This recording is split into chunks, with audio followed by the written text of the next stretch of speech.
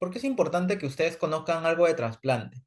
La realidad en nuestro país es muy pobre en cuanto al trasplante. Vamos a hablar primero del trasplante de progenitores hematopoyéticos. En nuestro país está centralizado principalmente en Lima. Sí hay establecimientos en regiones que trasplantan, generalmente trasplantes autólogos. En el caso de las instituciones trasplantadoras de progenitores hematopoyéticos, las que destacan son el INEM, el Hospital Rebagliati y el Instituto Nacional del Niño de San Borja.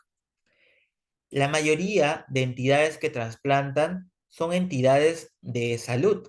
Entidades del MINSA que trasplantan progenitores hematopoyéticos solamente es el Instituto y el INEM. Como vamos a ver, hay un tipo de trasplante en el cual solamente hay un grado de compatibilidad del 50%. Por ejemplo, este tipo de trasplante solamente se realiza en el instituto y en el Rebagliati. No hay más. Entonces es importante que ustedes vayan conociendo de trasplante porque es necesario aumentar la cantidad de trasplantes y generar mayor oportunidad a nuestros pacientes. Esta es una imagen, en la imagen de abajo. Estos son todos los niños que han sido trasplantados con órganos sólidos en el instituto. En el caso del trasplante de órganos sólidos, principalmente, o bueno, el trasplante de riñón, la situación es mucho más triste, porque las únicas entidades dentro del Ministerio de Salud que trasplantan con donante cadáver en el MINSA es el Instituto del Niño de San Borja y el Hospital Cayetano.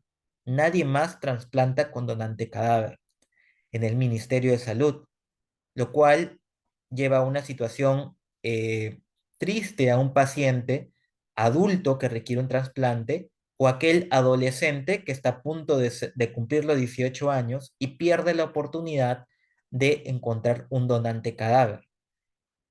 Una vez siendo adulto, la única oportunidad es con un trasplante de donante vivo, que es un poco más complejo.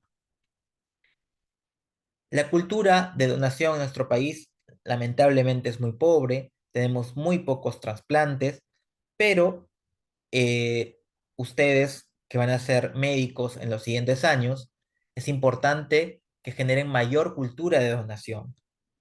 Alguno de ustedes de repente va a ser uciólogo, entonces en UCI, si tiene un paciente con muerte cerebral, llamar al procura, mantener estable ese paciente, porque en muchas situaciones es que hay pacientes, no los mantienen estable porque es un paciente con muerte cerebral, sin ver la implicancia que tiene este como potencial donante. Esta imagen que ven en la mano izquierda, esta niña es el primer trasplante doble en el Ministerio de Salud, hígado y riñón, que se hizo posible en realidad por la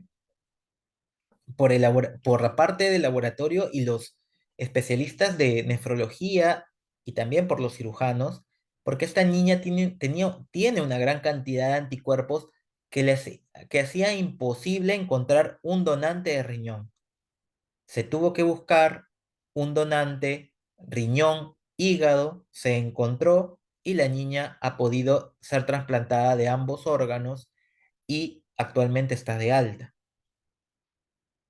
Cuando hablamos de trasplante, vamos a tener barreras que tenemos que vencer y las barreras son inmunológicas. Dependiendo del tipo de trasplante, la valla va a ser más alta o más baja. Vamos a ver que, por ejemplo, el trasplante de progenitores hematopoyéticos se va a encontrar en la cima de los requisitos o la exigencia de histocompatibilidad. La exigencia es muy alta en el caso del trasplante de progenitores hematopoyéticos, a diferencia de otros órganos. Vemos, por ejemplo, que en la base está el hígado, y es que en los trasplantes de hígado, la exigencia de los estudios de histocompatibilidad no es, a veces es innecesaria. Otra de las barreras, aparte ya del que hemos hablado del HLA, es el grupo sanguíneo ABO. Ya seguro han visto en su práctica de hemoterapia a los antígenos ABO que están presentes en la membrana de los hematíes, pero el antígeno ABO eh, no está únicamente en los hematíes, también puede estar presente en el endotelio vascular. Y recuerden que con el trasplante de un órgano sólido también van a trasplantar vasos y endotelio entonces, y puede provocar un rechazo agudo. En esta presentación me voy a, eh, a centrar en el trasplante de progenitores hematopoyéticos.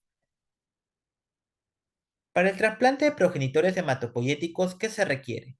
Se requiere un estudio de HLA y dependiendo de qué tipo de trasplante se dé, lo vamos a ver más adelante, se requerirá un estudio de anticuerpos anti-HLA. Vamos a recordar que es el complejo mayor de histocompatibilidad. Descrito por Jan Dussault, este complejo mayor de histocompatibilidad es un grupo de proteínas cuya función es presentar antígenos. Este HLA, o mejor dicho, el MHC, va a recibir su nombre dependiendo de la especie a la cual nos refiramos. Por ejemplo, en el caso del hombre, recibe el nombre de HLA, antígeno leucocitario humano. Vamos a ver que este se codifica en el brazo corto del cromosoma 6 y vamos a tener tres clases. Dos clases son relevantes en el trasplante, clase 1 y clase 2. El clase 1 se van a encontrar en todas las células nucleadas y también en las plaquetas. Y en el caso del clase 2, van a encontrarse en las células presentadoras de antígeno, que como ustedes recordarán de su clase de inmunología, las células presentadoras de antígeno por excelencia son las células dendríticas. También presentan antígenos macrófagos y linfocitos B. Vamos a recordar un poco la estructura del HLA. El HLA clase 1 está formado por una cadena alfa y esta cadena alfa vamos a ver que tiene una unidad alfa 1, alfa 2 y alfa 3. Esta beta 2 microglobulina que está unida a esta cadena alfa, a diferencia de la subunidad beta del MHC de clase 2, va a ser codificada en el cromosoma 15, no en el cromosoma 6. En el caso de clase 2, vamos a ver que está formado por una cadena alfa y una cadena beta. Esta región que ven acá, esta hendidura, que en el clase 1 está formado por alfa 2 y alfa 1, y en el caso de la MH, del HLA de clase 2 está formado por alfa 1 y beta 1, va a ser la zona de unión de antígenos proteicos. Como el HLA tiene que tener la capacidad de presentar la mayor cantidad de antígenos proteicos, va a ser la zona de mayor variabilidad. En el caso del HLA de clase 1, va a presentar principalmente antígenos endógenos y lo presenta al linfocito TCD8, mientras que en el caso del clase 2, va a presentar principalmente antígenos exógenos y los presenta al linfocito TCD4. Les había mencionado que esto se codifica en el brazo corto del cromosoma 6 y vamos a ver aquellas regiones que son relevantes en el trasplante. En el caso del clase 1, las regiones son el A, el B y el C, que van a dar su producto, las proteínas A, B y C. En el caso del clase 2, tenemos el DR, muy importante en el trasplante, principalmente en el trasplante renal, DQ y DP. Ambos van a dar sus productos, la cadena alfa y beta del DP, del DQ y del DR. Si vemos a detenimiento, toda la región del clase 1 hay otros HLA. Son los llamados HLA no clásicos y algunos están relacionados, por ejemplo, a tolerancia en la gestación de antígenos extraños. Y también vamos a ver otros, por ejemplo, el MIC-A y MIC-B relacionados a eh, falla o a pérdida del injerto, en algunos casos renal. En el caso del HLA clase 3, el clase 3 no tiene una implicancia en el trasplante, pero sí forma parte del sistema inmunológico y sus productos van a ser las proteínas del complemento y algunas citocinas como el factor de necrosis tumoral o la linfotoxina alfa. Les había mencionado que estas hendiduras en clase 1, alfa 1 y alfa 2 son las regiones más polimórficas. Igual en el clase 2, el beta 1 y alfa 1. Estas regiones, como hemos visto en la clase anterior, van a ser codificadas en el clase 1 por el exón 2 y el exón 3.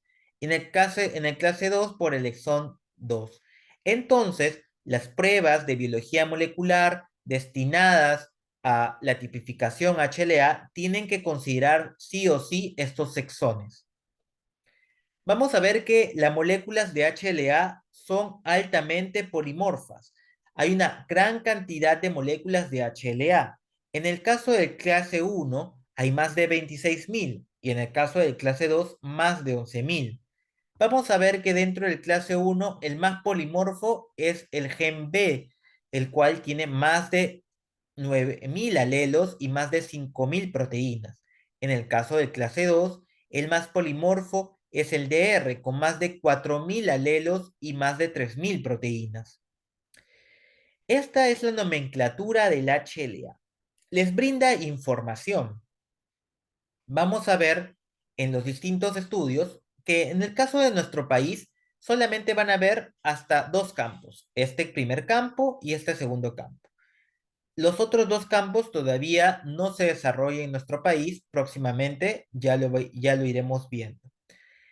Vamos a ver que la nomenclatura está dado por un prefijo que es el HLA seguido del gen, en este caso es el A, sigue un separador, este separador es un asterisco. La presencia de un asterisco me indica que el estudio, la metodología utilizada es molecular. Luego sigue el grupo alélico en el primer campo, otro separador, y va a venir la proteína. Cuando hablamos del tercer campo, hablamos de situaciones sinónimas de la región codificante, y en el caso del cuarto campo, hablan de regiones no decodificantes. Les había mencionado que esta nomenclatura brinda información. Entonces, hay distintos niveles de información o de resolución. Por ejemplo, si solamente me brindan el primer campo, hablo de un estudio de baja resolución. Si me brindan el segundo campo, pero a través de un código y no me indican específicamente la proteína, hablo de un estudio de resolución intermedia. Si me brindan el primer y segundo campo, hablo de un estudio de alta resolución. ¿Por qué es importante la resolución o la información que me brinden? Dependiendo del grado de información y resolución, se van a poder realizar los trasplantes. Por ejemplo, había mencionado que el trasplante de progenitores hematopoyéticos es el de mayor exigencia inmunológica. Estos requieren estudios de alta resolución, salvo se realicen trasplantes emparentados, y vamos a ver el porqué en las siguientes diapositivas. Las metodologías entonces para la tipificación HLA, hay metodologías serológicas y las metodologías moleculares.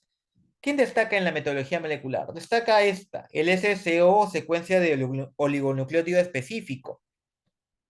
¿Por qué destaca? Porque esta me brinda una resolución intermedia y es la tecnología utilizada actualmente en el país.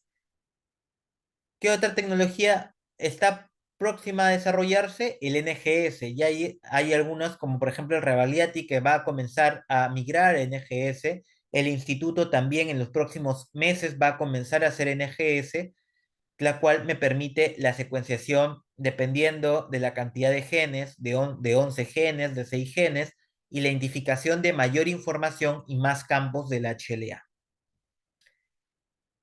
En el caso del trasplante de progenitores, les había mencionado que el nivel de resolución tiene que ser alta.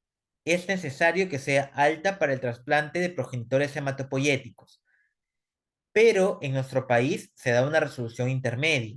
¿Por qué? Porque solamente hacemos trasplante emparentado en nuestro país.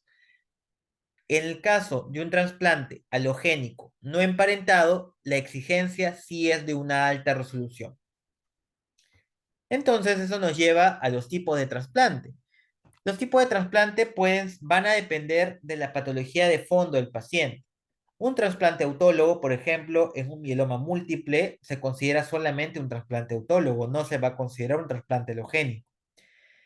Como donante, en el trasplante alogénico, dentro de él se encuentra el trasplante singénico, el cual se hace de gemelos univitelinos. Y el trasplante halogénico también lo puede dividir en emparentado y no emparentado. El emparentado se va a dar dentro de familias y puede ser el padre, los hermanos y los hijos. Y vamos a ver por qué eh, es relevante el estudio en la familia por el grado de compatibilidad.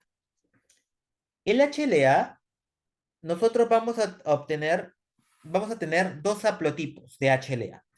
Vamos a ver este ejemplo. Tenemos que la madre tiene un haplotipo rojo y un haplotipo celeste. El padre tiene un haplotipo verde y un haplotipo azul.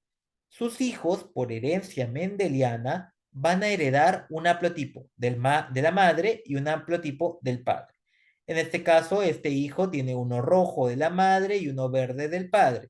Este, el rojo de la madre, el azul del padre, este, el celeste de la madre, el verde del padre, y este, el celeste de la madre y el azul del padre.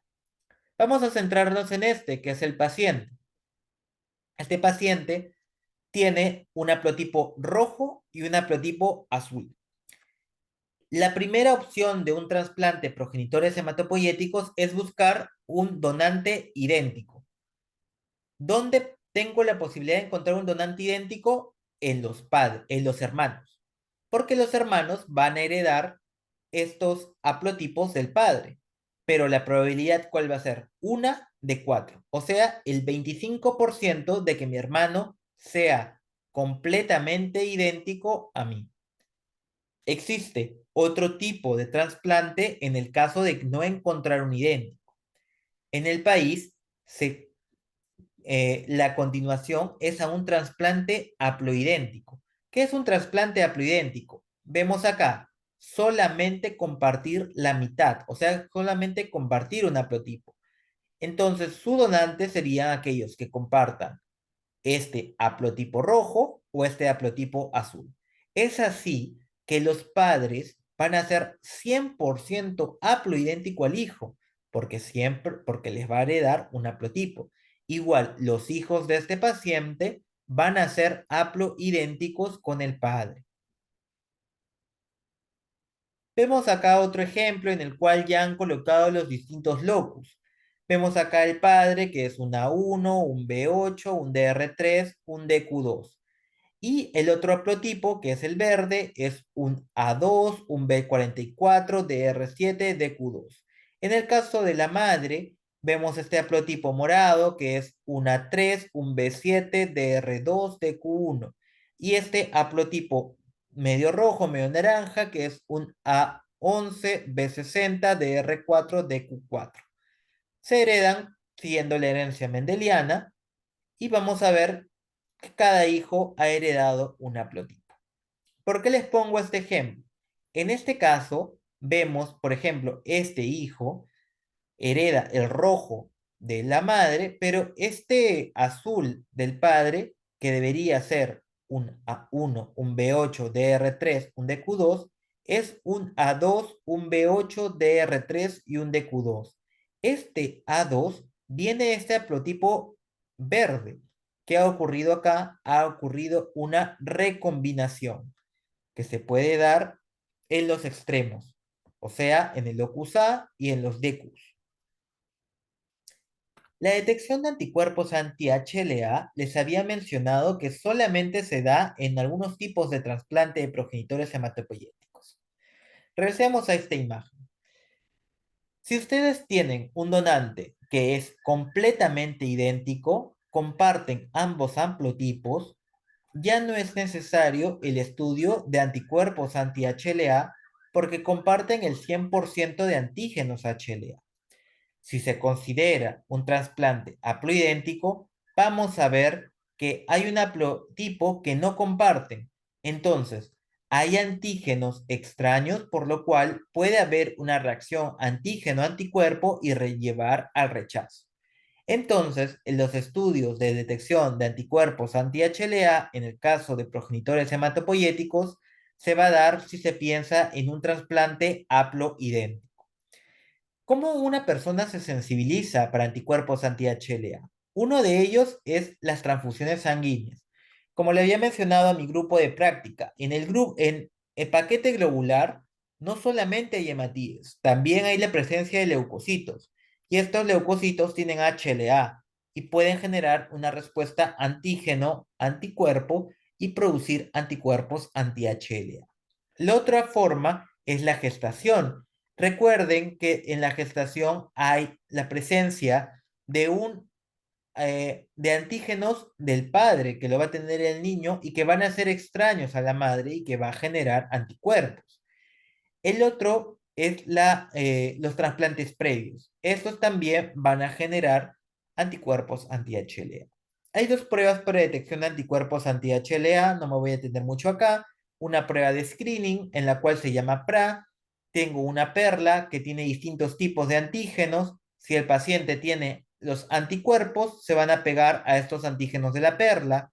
Se coloca un anticuerpo secundario con una reacción fluorescente y si se da esta reacción antígeno-anticuerpo, va a ser leída por un citómetro que por distintos haces de luz van a identificar la presencia de este anticuerpo que ha sido pegado a ese antígeno. Pero es una prueba de screening. Luego sigue otra prueba que se llama Single 1, Single 2, en el cual la perla ya no tiene todos estos antígenos, sino tiene un antígeno específico. Entonces, si hay un anticuerpo, este se va a pegar de manera específica a esta perla y voy a poder identificar el anticuerpo específico. Estos son ejemplos de resultados de estudios de histocompatibilidad. Vamos a verlos rápidamente. Tengo el paciente, un hermano, hermano 2.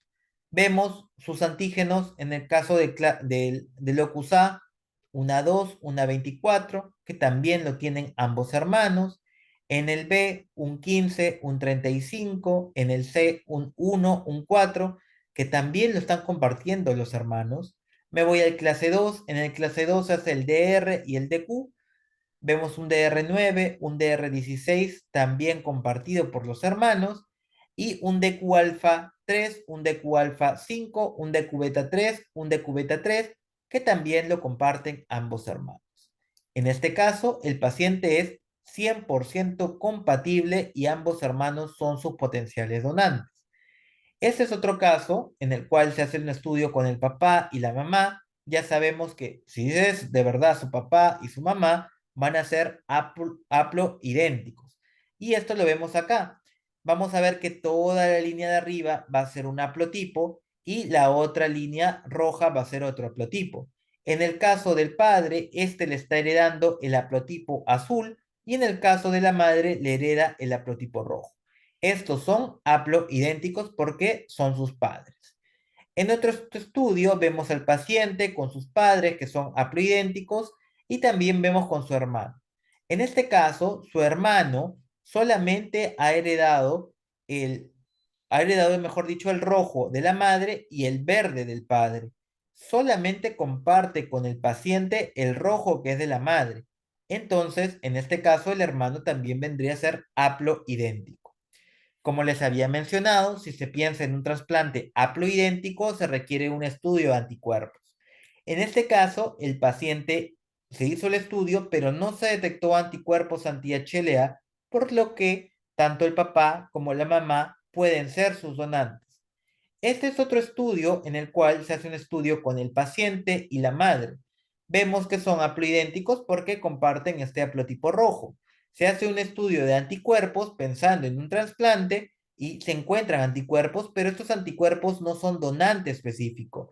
Estos anticuerpos no van contra los antígenos maternos, por lo cual sí se puede hacer el trasplante. Vemos estos otros dos ejemplos. En este ejemplo se tiene a la madre y al hijo como potencial donante, pero en este caso sí se han identificado anticuerpos frente a antígenos maternos. Esto se denomina anticuerpos donantes específicos o DSA de las siglas en inglés. Vemos, por ejemplo, que el paciente tiene un A2, un anticuerpo, un A2, que está presente en el antígeno materno. tiene un anticuerpo de R9 que también lo presenta la madre, por lo cual este paciente no va a poder recibir un trasplante de su madre. Igual acá, vemos este estudio con el paciente, su madre y sus hermanos y se identifican dos anticuerpos donantes específicos.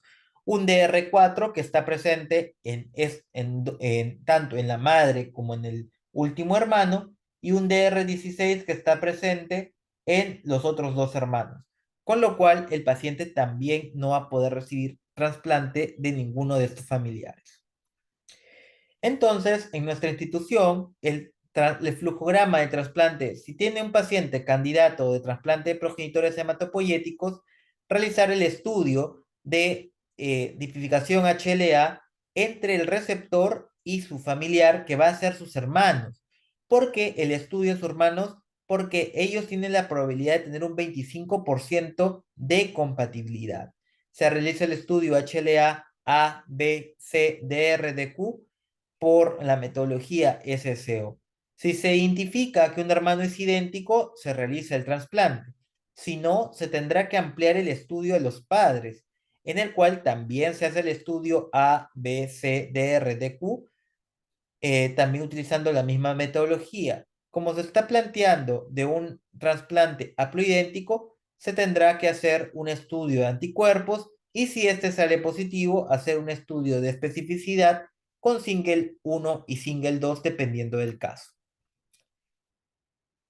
Esta es la forma en la que las fuentes en la que se adquieren las células progenitoras hematopoyéticas por punción, de cordón umbilical y la más utilizada de sangre periférica, ¿no? El paciente, al donante, se le estimula con filgastrin y, como si fuese una donación de plaquetas, comienza a donar las células progenitoras hematopoyéticas.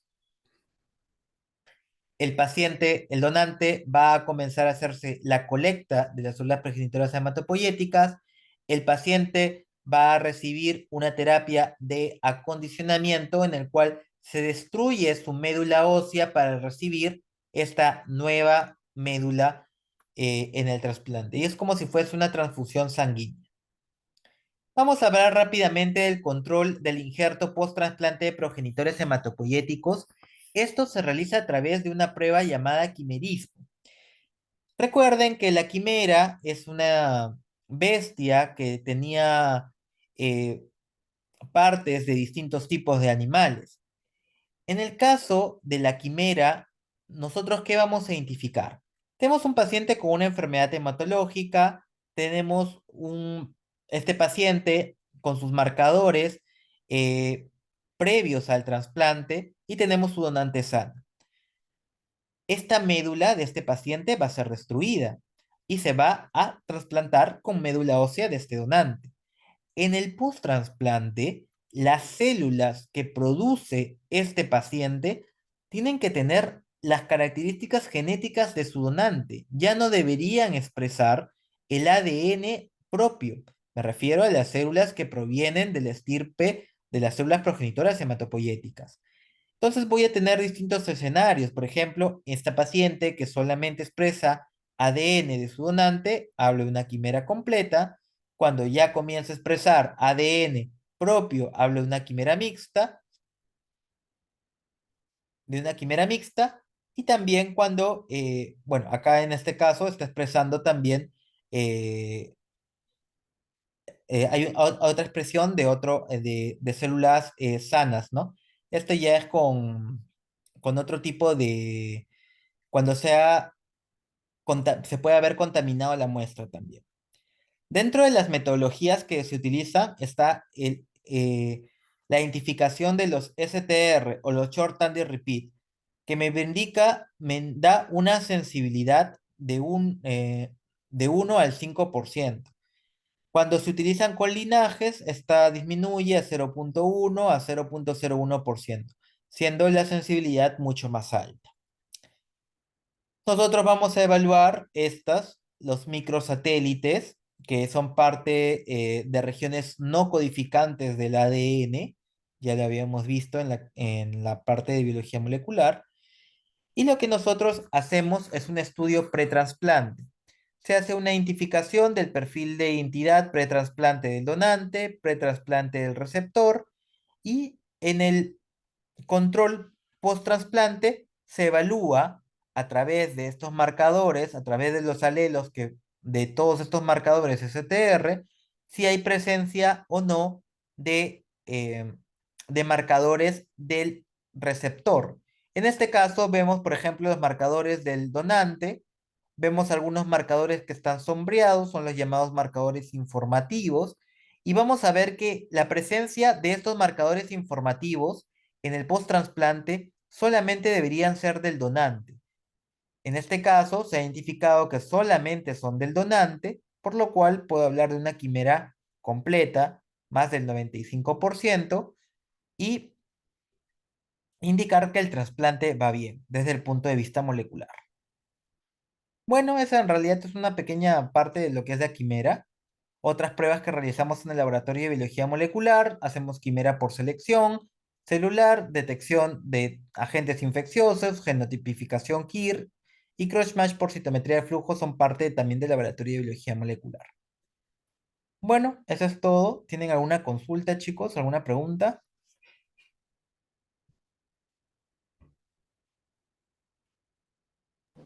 No, doctor. Doctor, un favor, le habla el delegado. Dígame. ¿Nos puede mandar los PPTs, por favor, con la doctora? Sí, claro, yo el día de mañana les estoy mandando.